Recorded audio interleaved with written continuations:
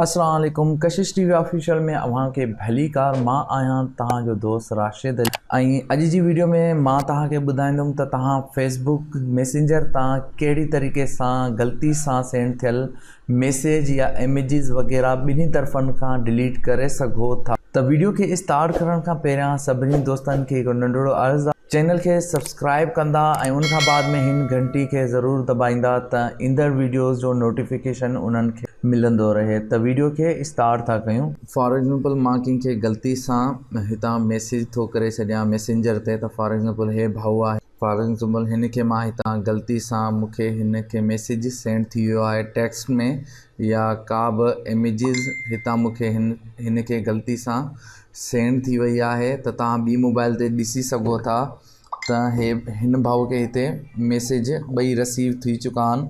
त हाणे इहे ग़लती सां मूंखे हिन खे सेंड थी विया आहिनि। त इहे मैसेजिस मां फेसबुक मैसेंजर मां ॿिन्हिनि तरफ़ां कीअं ई डिलीट करे सघां थो।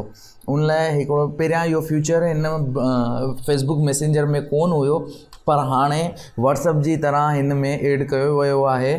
सिंपली इन मैसेज खे ॿिन्हिनि तरफ़नि खां डिलीट करण लाइ, फॉर एग्जांपल हे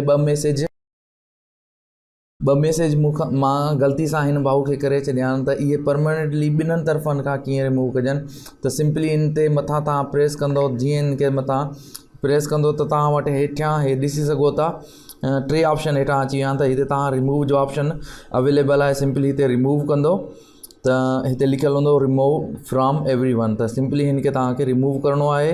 उन खां बाद में वरी हिते ऑप्शन रिमूव खे दबाइणो आहे। उन खां बाद में टेक्स्ट खे बि ईअं थींदो, अगरि तव्हां ग़लती सां कंहिंखे इमेज सेंड करे छॾी आहे त उन खे बि तव्हां उन ते प्रेस करण खां बाद में हेठां 3 ऑप्शन अची वेंदा।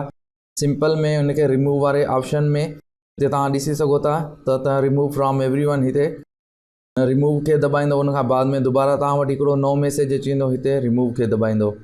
तव्हां वटि ॿई मैसेज छॾण त हितां डिलीट थी विया आहिनि। हली था ॾिसूं ॿी मोबाइल ते त वाक़ई उहे मैसेजिस डिलीट थी विया आहिनि या न थिया आहिनि। हिते तव्हां ॾिसी सघो था हिते लिखियलु आहे राशिद रिमूव अ मैसेज।